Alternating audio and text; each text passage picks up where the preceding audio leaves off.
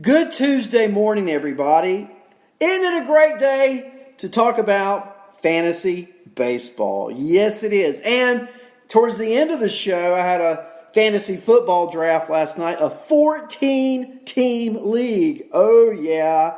And so we'll talk about that just a little bit as we get towards the end of our show for tonight. Now, we know that Gavin Lux, one of my boys, he debuted last night. Yes, he did. He batted eighth. We'll talk about it in just a few minutes. But let's start with some early games. Talk about how it went yesterday. The Cubs, the Cubs needed a big win. We talked about it yesterday. They've fallen in the standings, second place in the division, dogfight for the wild card. They're home, they're playing the Mariners, and yesterday they win 5-1. Big win for the Cubs. Castellanos continues to kill the ball, while a Chicago Cub, he went 2 for 5 yesterday. How about Kyle Schwarber? He tripled. Did you see him running around the bases? What a story. Kyle Hendricks pitched 6 innings, gave up 1 run, 7 strikeouts. The Cubs looked on all cylinders yesterday against Seattle, only giving up 4 hits. Now, Justice Sheffield deserved a better fate. He pitched 5 innings, shutout baseball, striking out 7. But Whistler comes in the 6th. No hits, walks 2, strikes out 3, gives up 2 earned runs. I mean, the walls came tumbling down. And so the Cubs, they win 5-1. Big win. Cardinals, they win too, so the Cubs had to win. Cardinals win 3-1 yesterday over the Giants. Wong, I'm at triples. RBI triple for Colton Wong. Batting that 2-hole in the order for the Cardinals. Not a lot of hits, but they made them count. Only 6 hits, scored 3 runs. No one had more than 1. Fowler, Wong, Goldie, DeYoung, Molina, Edman. Wainwright pitched to Jim. He's the girl with the curl. He's either really good or really not so good. But yesterday, he was really good. 7 innings, 4 hits, no earned runs. Only 1 strikeout, though. And the bullpen held serve. Gallegos pitched the 3rd of the inning, the 7th. He did give up a run. But Miller came on, got his 23rd hold. And Carlos Martinez, C-Mart, pitches a 4-out, 8th and 9th to get his 17th save of the year. Allowed no hits, no walks, struck out 2. The Cardinals, they maintained their lead in the National League at 77-60. They are now 3 games still up on the Cubs, who sit at 74-63. I want to highlight, before we talk about the standings, the games involving, the teams involved in the playoffs, wild card. The Phillies, one of those. They're playing in Cincinnati at Great American yesterday. They win 7-1 over the Reds. The Reds get 7 hits, only 1 run out of that. Aquino, can you stop this guy at his 15th homer in the 2nd inning off Drew Smyly? But Smyly was on his game yesterday. 5 1/3 innings, struck out 8, only gave up that 1 run to Aquino. The bullpen, Hughes, Suarez, Vincent, from the 6th inning on, only gave up 3 hits, no walks, no runs to the Reds. Meanwhile, the Philly offense, you checking them out? Okay. How about Rhys Hoskins? Hitting the ball pretty well. 2 home runs yesterday. I'd say that's pretty well. He's got 27 now in the year. He's got 78 RBIs. And also yesterday, Scott Kingery homers. His 16th. And Kingery is one of Lenny's boys. Big home run yesterday, driving in 2 runs. Hitting in the 6th hole for the Phillies. 6 hits and 7 runs. That's getting the maximum for the minimum. They beat the Reds. They maintain, they hold serve, if you will, in that playoff race in the National League. If they had any thoughts of catching the Braves, well, they got to keep winning, because Atlanta playing Toronto at home yesterday, they beat the Blue Jays 6-3. And Acuna from the leadoff spot, Albies from the 2-hole, Freddie Freeman from the 3-hole. A combined, guess what? They won 6-3, but they only had 4 hits as a team. 0 for 10. Yeah, Acuna 0 for 4, Albies 0 for 2, Freeman 0 for 4. They struck out 4 times collectively. You don't see that very often out of Atlanta Braves, do you? Donaldson, 3 runs scored, 1 hit. Camargo, pinch hit, home run. His 6th of the year in the 8th inning. That was the backbreaker. Donaldson's came in the first in his 34th of the year. Dansby Swanson off the IL got 2 hits yesterday. And for Toronto, this guy, Bo Bichette, 1 for 3, just a hitting machine. And here's the question, chat room.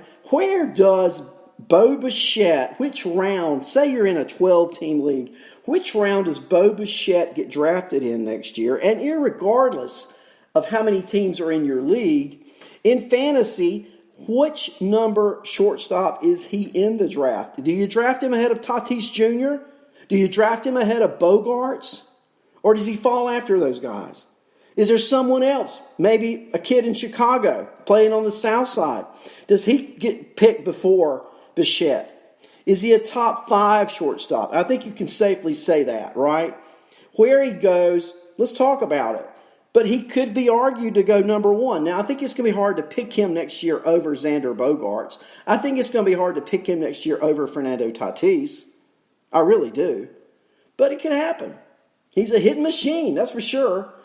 They're going to lose a lot of games in Toronto, but not because Bichette's not hitting, that's for sure. The Twins, they continue to roll. They beat the Tigers 4-3. I was telling you yesterday, I'd never seen a team play under 300 baseball this late in the year in my lifetime that I can recall. I'm not saying it hadn't happened. But coming into the game yesterday, the Tigers were at 299. 299 winning percentage. They lose yesterday to the Twins. Now they're at 296, at 40-95. I don't think Detroit wins 50 games. I really don't. And they certainly won't at the pace they've been playing baseball this year. Can't wait for those young pitchers off the farm to get into Motown playing for the Tigers. Kepler got a 2-run single yesterday for the Twins. Polanco went 3 for 5. Nelly Cruz went 2 for 5. Arias went 3 for 4. They had 14 hits as a team. Odorizzi pitched 5, struck out 7. The bullpen, strong. Littell got the win, pitching a good 7th inning. Romo got the hold by pitching a perfect 8th. And Rogers gets his 22nd save by striking out 1 and a perfect inning in the 9th. And the Twins just continue to roll in the Central. Baltimore playing Tampa. I said yesterday on my abbreviated show that this was like games off for Tampa. Well, it was a little closer than you might have thought. Tampa wins in extras. They win in 10 yesterday against Baltimore 5-4. Only get 6 hits. Joey Wendell, Meadows, and Pham, 1, 2, and 3 in the order, get 1, 2, and 3 hits each. Wendell leading off gets 1. Meadows batting second gets 2. Pham batting third hits 3. That's it. No more hits. 0 for 4, 0 for 4, 0 for 4, 0 for 4, 0 for 3, 0 for 1. The top 3 hitters go collectively 6 for 11. That's it. That's their offense. Pham doubled. Meadows homered, his 25th. Rays win. Yarborough goes 6, strikes out 4, gives up 4. Not quite as effective as he has been. Has the honeymoon worn off? We'll have to see. The Mets, they beat the Nats 7-6. Lenny posted a poll asking on, I think it was Twitter, wasn't it, Lenny? That talking about Noah Syndergaard. What kind of fantasy pitcher would he be next year? All right. Well, is yesterday an indication? Check out this line. 7 innings, 3 hits, no walks, no earned, 10 strikeouts for Thor. Met offense. Davis, 3 for 5. Boy, has he not been a find in fantasy. If you got J.D. Davis, you didn't draft him. You picked him up off waivers. That's what happened. Say what you want to. If you drafted him, you're an idiot. If you got him off waivers, you're a genius. Rivera went 2 for 3 out of the catcher position. Conforto, Alonso, McNeil, all 1 hits apiece. Panic hit his 21st double. McNeil his 17th homer. For the Nats, who have been on fire, winners of 9 now of 11. They were 9 out of 10 coming into the game. Turner went 2 for 4. Cabrera 1 for 4. They only had 5 hits. Big game today. Did you look at who's pitching for these teams today? Well, you want me to tell you? DeGrom at Scherzer. If you're playing daily fantasy, do you pick up any Washington bats or Met bats? I don't think so. Scherzer and DeGrom. That's baseball. That's must-see TV today from the nation's capital. Gotta watch that one. Gotta watch it. Let's talk about some more scores from yesterday before we get into some other things. Okay? So the D-backs played the Padres. 14 runs for Arizona. They annihilate the Padres. Rojas, 4 for 5. Ketel Marte, 2 for 5 with 4 RBIs. Escobar, 2 for 5. Christian Walker, 2 for 5. Almonte, 3 for 4. Ahmed, 2 for 5. Avila, 2 for 4. I'm getting worn out. Just looking at all the hits makes me tired. Imagine playing in the game. Woo! Arizona still with a fighting chance to make the wild card in the National League. Yeah. So let's take a look. How far are they behind? They're 4 games out of the wild card, with Washington losing, Arizona winning. 4 games out. Now they got to leapfrog Milwaukee. They got to leapfrog Philadelphia. They're basically tied with Milwaukee, okay? Not basically, they are tied with Milwaukee. So they got to leapfrog Milwaukee even they're tied, and they got to leapfrog Philadelphia, and they got to leapfrog the Cubs. Work to be done, but at least they're in the conversation on September 3rd, Tuesday morning, 10 o'clock on Arnie's Fantasy World of Sports. The Rangers, they just waxed my Yankees yesterday. That's all I can say. They absolutely waxed my Yankees. It was a game that was rain delayed. LeMahieu, Judge, and Torres go 0 for 11. The Yankees only get 6 hits. Only 2 extra base hits rather. Voit hit his 17th double. Sanchez his 11th. Obviously they don't score. Shutout going on here. Tanaka went 6. Pretty good innings. 2 earned runs. Did give up a home run. Struck out 5. Cortez blew up, gave up 4 runs in 2 innings. Lions not much better, 1 run in 2 innings. Ranger bats on fire yesterday. Chu, 2 hits. Andrus, 3 hits. Santana, 2 hits. And going down the stretch for fantasy, how many of you guys are digging the Rangers? Let's take a look at their schedule. And I like to look at Ranger games at home. Okay, so we know they played the Yankees yesterday. They play the Yankees today. They play them again tomorrow. Then Thursday through Sunday, they're in Baltimore taking on the Orioles. That sounds kind of tasty to me.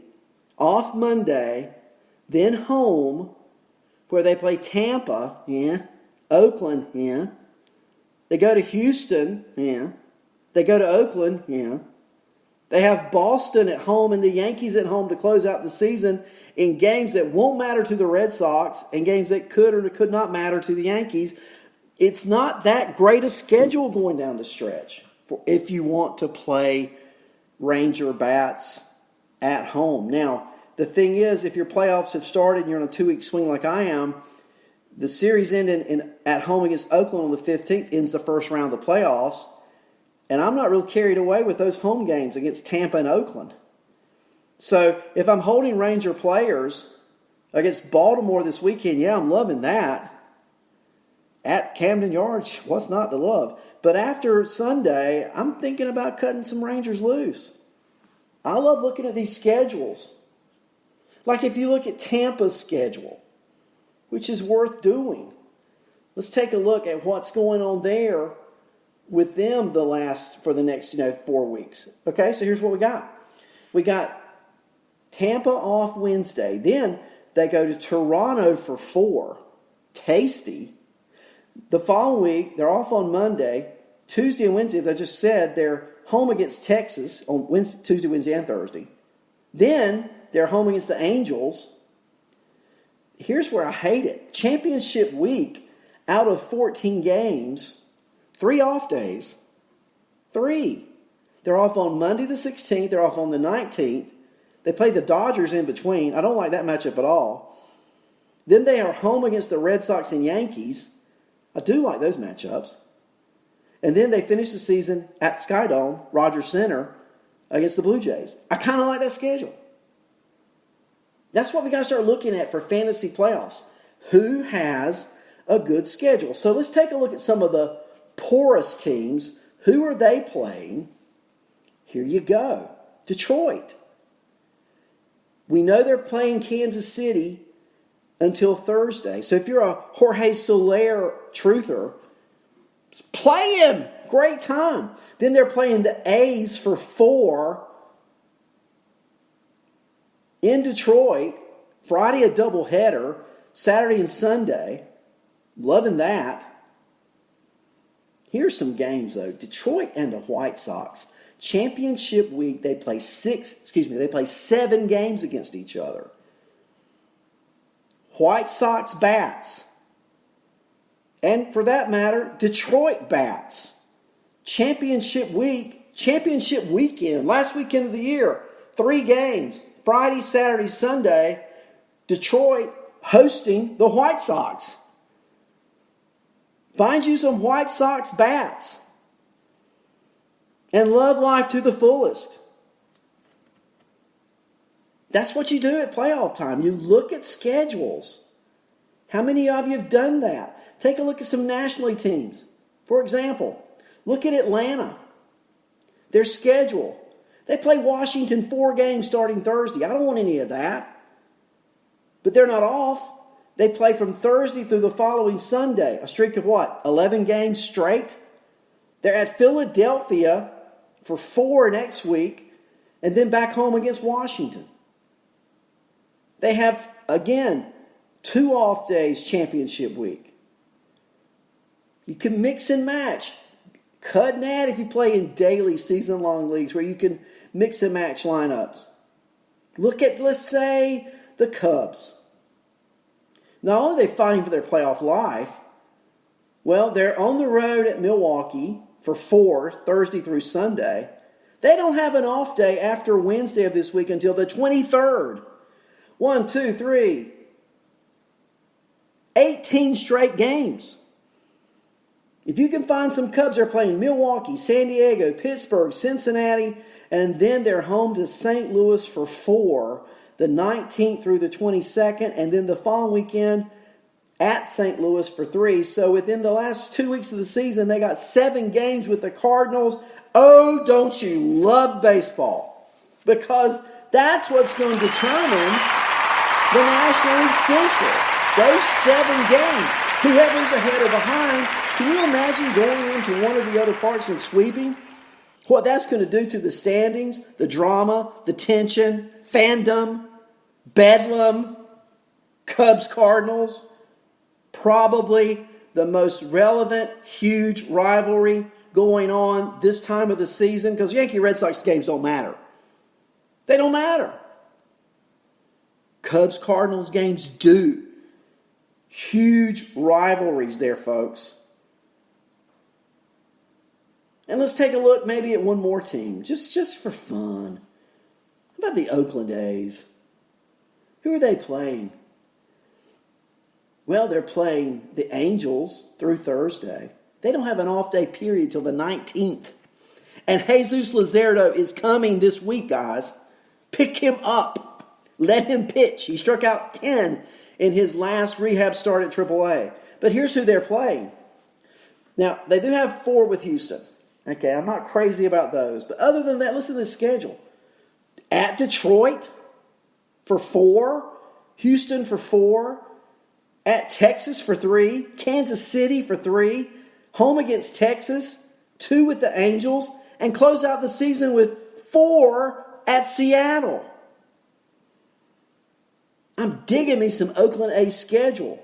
And if you're picking up players for this 2-week period, they're not off. They play every day from now till the 19th of September. Go get you some Oakland A's. Now, let's talk about a pitcher who, since he got to Houston has Garrett Cole just not been Mr. Incredible. 6 innings last night, 14 strikeouts. That's right, 14 strikeouts. 3 hits allowed, only walked 2.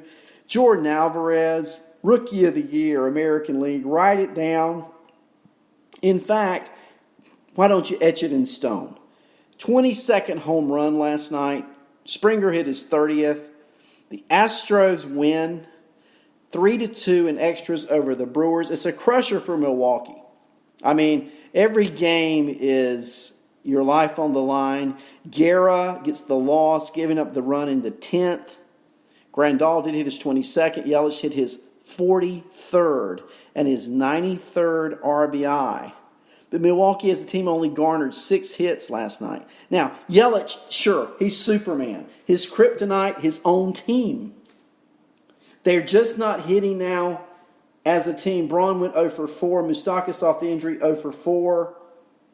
I just don't see Milwaukee challenging. Hauser pitched okay. He did not get out of the 5th inning. He struck out 6. They play Houston again today. I just see Milwaukee falling out and coming down to the Cardinals and the Cubs. The Cardinals certainly have the upper hand right now. And so that's kind of where we are in those games. Now, later on last night, the Dodgers were taking on the Rockies. Final score really doesn't matter. You know, this game, the first 3 innings alone between the two teams, 13 runs scored. The Dodgers led 9-4 after the 3rd.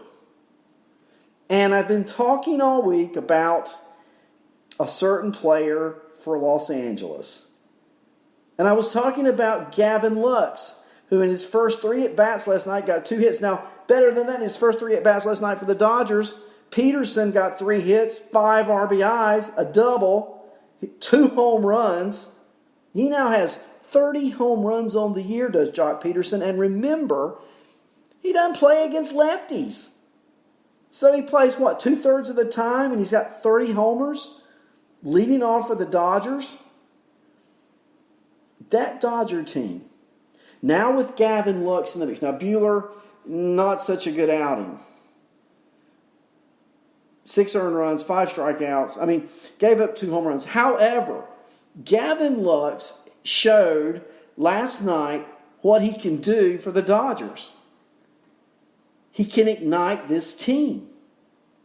He can keep, Muncy, great player. Lux is a different kind of player. He's a better fielder. He's a better athlete. He runs like crazy. And he's going to hit with power. I think come playoff time, Lux is your starting second baseman for the Dodgers. Yeah, write it down. That's what I think. We'll see. Yeah, and I know there are naysayers out there in the chat room down there. I think it'll happen. I'll tell you another player I liked last night. The Indians, Jake Bauer. Keep your eye on Bowers. He plays against right-handers. He's a lefty. He homered last night. He was his 12th homer of the year. You know, since they lost their third baseman, Ramirez, it's been downhill for Cleveland. They played the White Sox. Those are games they got to win. And they did. They win last night. As we look at the wild card this morning, Cleveland still hangs on to that wild card lead over Oakland. Now, they've got to find a bat in that lineup. And I think that's the bat. If Bowers can hit against right-handers, he's a lefty, fill in that gap Ramirez left, I think he's worth a speculative ad in fantasy baseball for the playoffs. And we talked about standings earlier, didn't we? Well, Arnie, who's Cleveland playing the next month? Since you've talked about everyone else, why not talk about Cleveland a little bit? Well, let's do that right now. The Indians. After they finish with the White Sox on Thursday, they play on through Thursday, then it's the Twins over the weekend in Minnesota. Then they play on Monday. They got the Angels. They head west. They play the Anaheim Angels Monday, Tuesday, Wednesday of next week. Off next Thursday. Then home against the Twins. home against the Tigers, home against the Phillies, home against the White Sox. And whoever created the schedule decided that they would play in Washington the last weekend of the year. Cleveland. Now, significant if the Tribe is still battling for this wild card spot. But what I'm talking about first, Bowers, look at these teams. I like it. I like him as an ad. I don't like Cleveland making the playoffs because they finished the season with the Nationals. Tampa plays a lot of Baltimore. Oakland, I went through their schedule. It's going to be interesting. If I were a betting man, and I'm not, I'm just a fantasy podcaster, I have to say today, let's see how I do, okay? Oakland and Tampa make it and Cleveland doesn't. That's probably not the popular choice, as Sam Kedison would say. That's not the popular choice, right? But that's my choice. Now, in that Dodger game last night, Peterson left the game after crashing into a wall while making a catch on a deep fly ball hit by Charlie Blackmon in the 5th inning. He walked off the field, trainer with him, but he walked off on his own. He was replaced in right field by Enrique Hernandez. I didn't see a report this morning, but I'm assuming cautionary. I think he'll be back. He did walk off on his own, but that's something to keep your eye on for your fantasy players. And in that Dodger game, of course, I've talked about Gavin Lux probably enough, but he did single in his very first at bat. I wonder what that baseball will be worth. You know? Talked about Aquino, he's fastest to hit 15 homers in Major League history. Just some of the highlights from last night's games. And now let's turn our attention to today's slate, shall we? There's an afternoon game, doubleheader today at Tropicana Field in St. Pete. The Orioles and the Rays.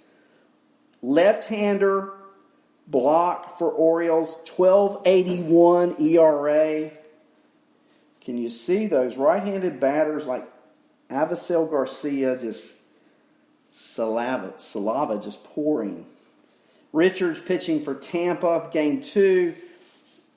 TBD on Major League Baseball, but it's reported the Orioles will start another lefty in Game 2. We'll see how that goes. At 6:40, the Phillies and Reds from Great American Ballpark in Cincinnati, Ohio. Vince Velasquez for the Phillies, Sims for the Reds. 7:05, Mets and Nats. I've already talked about it, DeGrom and Scherzer. Marlins at PNC in Pittsburgh. Alcantara for the Marlins. Keller coming off a rickety-rackety start. Pitching tonight for Pittsburgh. He's 1-3 with an 8.62 ERA. Rangers, Yankees from the Bronx, 6:35. Gerardo for Texas. Big Maple. Yeah, let's hear for Big Maple. And Paxton for the Yankees, he's 11-6. Pitched really good his last outing. We'll see if it rolls on tonight. The Twins at Fenway Park in Boston taking on the Red Sox. Dom Back for Minnesota. Rick Porcello for Boston. White Sox in Progressive Field in Cleveland. Dylan Cease. Not the rookie campaign he had hoped for.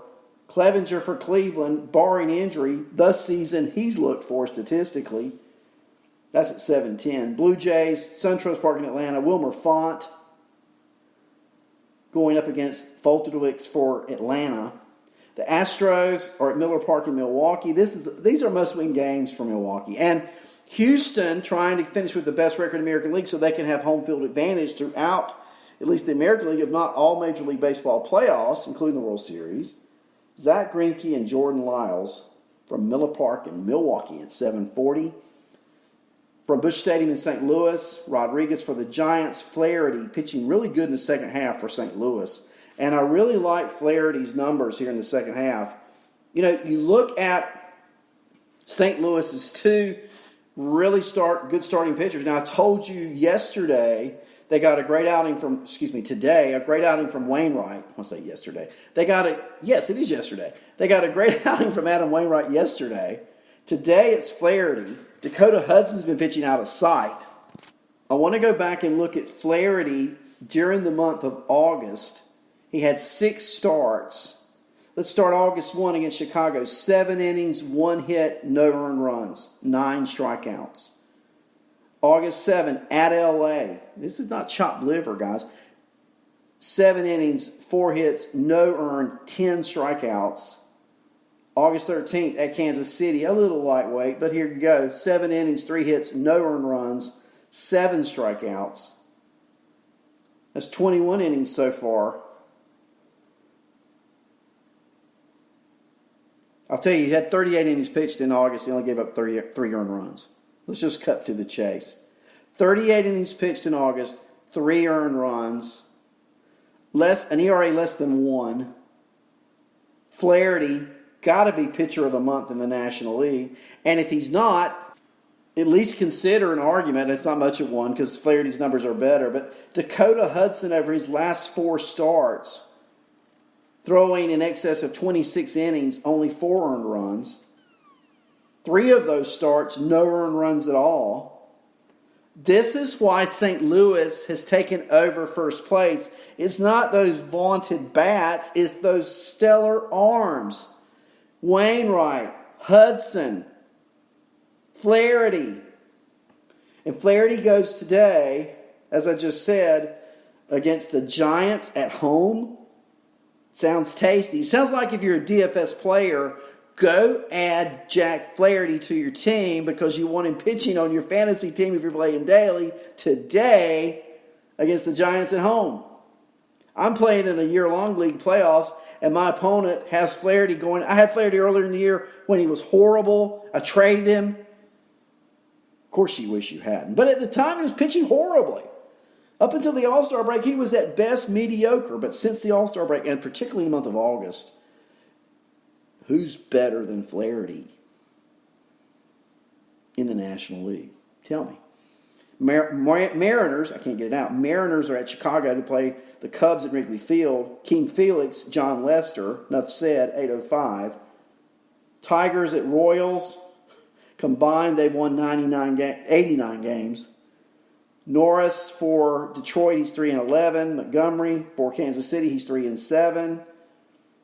2 left-handers. Man, I love Jorge Soler today in daily fantasy against Norris. You've got to go get Jorge Soler if he's available in season long, but in daily, you definitely have to put him on your team. Padres, D-backs, Chase Field, Phoenix, Bolanos for San Diego, Kelly for Arizona. Angels at Athletics from the Oakland Coliseum in Oakland, California. Barrios for the Angels, Mike Fiers for Oakland. And then finally, 10-10, Rockies-Dodgers from Dodger Stadium in Los Angeles, California. Chichi Gonzalez for Colorado, 0-6 with an 8.07 ERA. Load you up on some Dodger left-handed bats in that one. Maybe Jock Peterson will play. Look for a story on that before you set your lineup. And Urias, off the 20-day suspension, starts tonight for the Dodgers against Colorado. A few tidbits here. Luis Severino for the Yankees. He threw 33 pitches in a minor league rehab start Sunday. So I'm going back a couple of days. For AAA Scranton, allowing 2 runs and striking out 2 in an inning of work. He then threw another 12 pitches in the bullpen. Aaron Boone said Sevy was good, quoting, saw him this morning. It was kind of like the first spring training game. He said he felt good. I would put it akin to a first spring training game. So, that said, he then went on to say it was a good step. Maybe next time out we get him to 3 innings and go from there. So, I've told you throughout, he's going to be a starter come playoff time. Now, for fantasy purposes, we could care less about the playoffs, right? But as he continues to throw, I think he's probably 3 weeks away from that, which is the end of the regular season. The question is, how soon do they call him up to New York? Is he fantasy relevant at all this year? I think he's reality relevant come playoff time for New York. But is he fantasy relevant at all considering Boone then said Severino's next rehab start will be Friday on normal rest.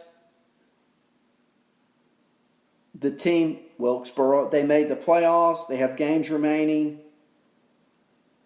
So we'll wait to see. Yankee other injury update. CC Sabathia had his right knee drained. He got an injection. No idea on a time frame. Could this be all for CC Sabathia? I mean, he's had a great career, but all year long it's been something else happening, right? So we'll have to see. You want a hot player? Phil Chaplin, here's one of your boys. How about San Diego Padres outfielder Josh Naylor? Chappie and I have talked about him a lot. I've talked about him here. Chappie's talked about him on Tuesday night. That's tonight. Of course, I think Chappie's got some football talk going our way tonight, you know. But here we go. Naylor went 1 for 4, 2 runs, RBI on Monday against the Diamondbacks. He's had hits in 7 of 8 games and hitting .370 over those 8 games. Since trading Franmil Reyes, it's been a lot more time for Naylor. That's probably why they traded Reyes. They knew Naylor could play because they listened to our show here on Lenny Melnick Fantasy Sports and knew I was talking about how good Naylor was going to be. So the Padres decided, let's listen to Arnie, let's trade Franmil Reyes, and let's let Naylor play every day. His latest surge, his average is now .259. He's got 7 homers, 53 runs plus RBI over 206 plate appearances. Could be a good ad in fantasy going down the stretch. Looks like he's, like Stella, he's found his groove. There you go. Now somebody who's not hot, Shohei Ohtani. 3 for 25, that's a 120 average. As we get into September, that's what he's done over his last 25 at-bats. He slugged .571 the first half. Over his last 155 at-bats, only 2 home runs, and his slug is .400. So his slugging percentage has gone down 171 points over his last 155 at-bats. Now, will he break out of a slump? I don't know. What's he doing for you if you have him in fantasy? Is he on your bench if you're in the playoffs? Probably should be until he breaks out. So there are 2 players going in opposite directions. Josh Naylor, the arrow pointed up. Shohei Ohtani, the arrow pointed down. How about Luis Arias for the Twins? Okay. This is an interesting study here. He's 22 years old. He's hitting .340 this year. He got his 13th double yesterday. He went 3 for 4. .340 average. Now, only 3 homers, only 22 RBIs, but that's a great average. And if you're looking at help in the batting average department, going down the stretch for fantasy, you could do worse. And Max Kepler, not a great average, but 90 RBIs already this year. Taylor Rogers has 22 saves. Just saying, these are guys, if you have needs in fantasy, maybe out there on a wire, may want to take a look as we go forward. So tonight at 6, I will be on with my show. Be ready. We'll probably talk a little fantasy football. I told you I had a fantasy football draft Monday night. I want to give you a little update on that. I told you we sort of closed the show with that. And we'll be talking some fantasy football tonight. I will at 6. Chappie will at 7. And the plan is to have the 2 superheroes together at 9 o'clock tonight. So you want to be tuned in for that. Here we go. Here's my fantasy draft. 14-team league, okay? Half-point PPR. Remember, I said 14-team league. Here's my lineup. Not my draft order. I have quarterbacks. Yeah, I do. Tom Brady, Kirk Cousins, and I even drafted Kyler Murray. So I have 3 quarterbacks. Don't need probably but 2. It's a 1-quarterback league, but taking a chance on Murray, so I back him up with Cousins. And he plays Atlanta week 1. I'm going to talk more about this tonight. Why don't we do that? Atlanta gave up more fantasy points to quarterbacks last year than any team. Those are my 3 quarterbacks. Wide receivers, Antonio Brown. Hope he finds a helmet. Mike Williams for the Los Angeles Chargers. Cooper Kupp for the Los Angeles Rams. and Deebo Samuel. Yeah, baby, Deebo Samuel for the San Francisco 49ers. And finally, that's my last pick, because all the potential high risers were gone. I took Randall Cobb. He's a safety catch. It's a wide receiver, 2 wide receiver league, and then a flex position, which can include a tight end, wide receiver, or running back. And I want to get to my running backs, because here's the steal of the draft. You ready? So I picked Mixon for Cincinnati. I picked Le'Veon Bell for the Jets. And they're sitting for me like in round 10, 9, LaShawn McCoy, the number 1 running back for the Kansas City Chiefs. And yeah, baby, I got him. I then go, and I don't know if I'm pronouncing this correct or not. I then go and draft Ogunbowale, whatever his name is. But he's really impressed with Tampa Bay. And their running back situation has always been pitiful. He's also a pass-catching back. So I figure he was my next to last pick. Take a flyer, right? Tight end. This is always a tough position. I went with Jared Cook. He's in New Orleans now. I went with him. And as his backup, the oft-injured Jordan Reed. Now here's my thinking. Cook has a bye week, like week 10 or 9 or something. By then, either Reed's playing or he's out for the year. I may have to add a free agent. So what? I can do that. We have a kicker, a defense, and a defensive player in this league. I picked Elliott, the kicker for Philadelphia. The Baltimore Raven defense, they play Miami week 1. I like that. And Luke Kuechly. Love Luke Kuechly if he can stay on the field. And when linebackers get hurt, I just drop them and pick up another one. But that's my team. 14-team league. I kind of like that team. Brady, Cousins, Murray, quarterbacks, Brown, Williams, Kupp, Samuel, wide receivers, Mixon, Bell, and McCoy. Are you kidding me? I got all 3 of them. I got 3 number 1s. Guys who catch the ball, guys who run the ball. And I think LaShawn McCoy, why he was cut, I don't know. But I think LaShawn McCoy could have quite the season in Kansas City this year. Look for McCoy to be a top 5 RB in the NFL. So there's a little fantasy football preview for tonight. Hey, I've enjoyed the show. I always love you guys being in the chat room. Thank you for being here this morning. Have a great Tuesday from Arnie's Fantasy World of Sports.